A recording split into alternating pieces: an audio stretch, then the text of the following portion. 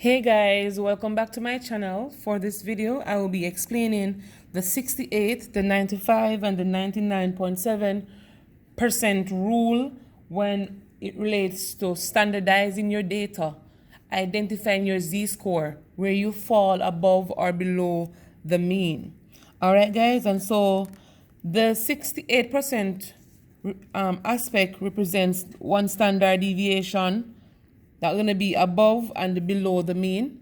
The 95% aspect represents 2 standard deviation, and the 99.7% represents 3 standard deviation. All right, guys. So this is a diagram of our bell curve here. But one thing we need to understand is that the area under this bell curve, meaning all of this region here, represents 100%. And so you see me having from -3 to +3 on my bell curve, guys. This can range to infinity, but the bell curve it's a never ending line, guys. So it goes on and on and on.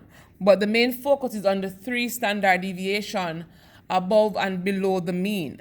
And so we know that standard deviation is basically how much the data value deviates from the mean. And so having the standard deviation understanding in concept in your mind, guys, we can identify the different rules. So the 68% rule lies between 1 standard deviation of the mean, and I'm shading this region right now to represent the 68% rule. So guys, if all of this region represents 68%, if we want to know what is 1 standard deviation above the mean, we basically divide this 68% by 2, which results in this region being 34 and this region being 34. All right, guys? And so that's a very good way of doing that. To know 2 standard deviation from the mean, it represents the region from -2 to +2. So this region represents 95% of the data. And so, guys, this is basically an approximation based on the rule by the statisticians, I expect. But you see the 99.7 here, guys, it should be 100, but they just gave an approximation because you can fall outside of 3 standard deviation. And so with that said, guys, to know how you perform 2 above the mean, which represents this section right here, 2 above the mean and 2 below the mean, it will be this region.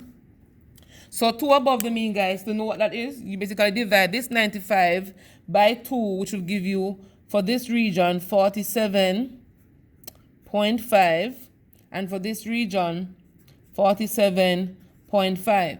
So having the 2 regions, guys, above and below the mean, we can know what is the distance between the first standard deviation and the second standard deviation.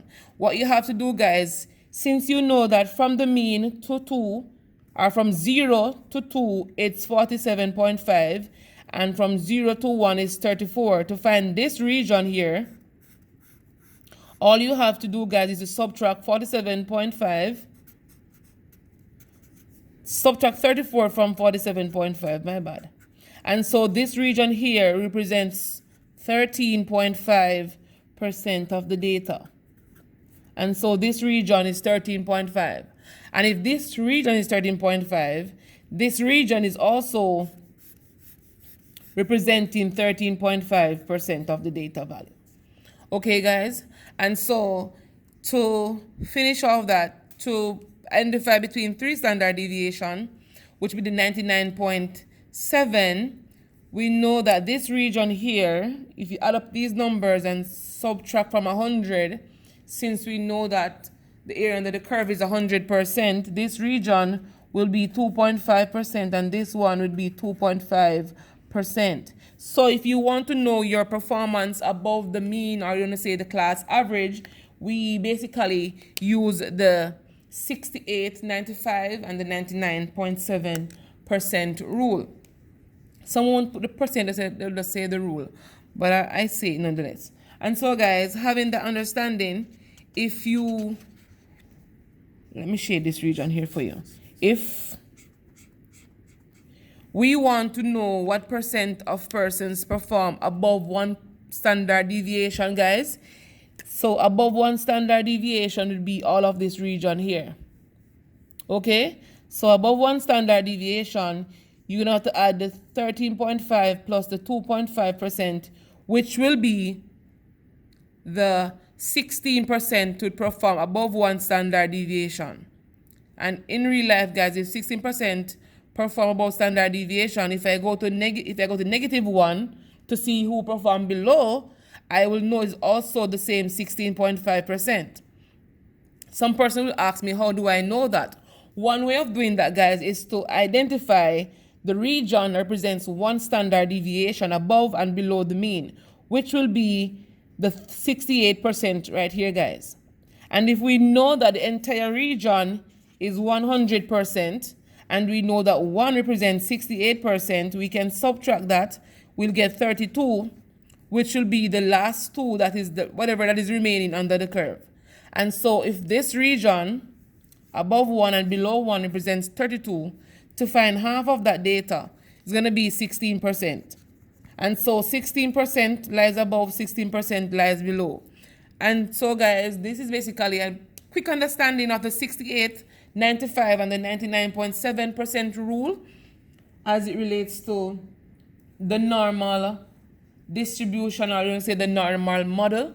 And I just explained that for you.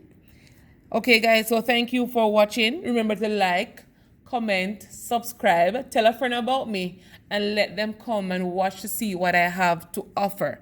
All right, guys, so thank you for watching.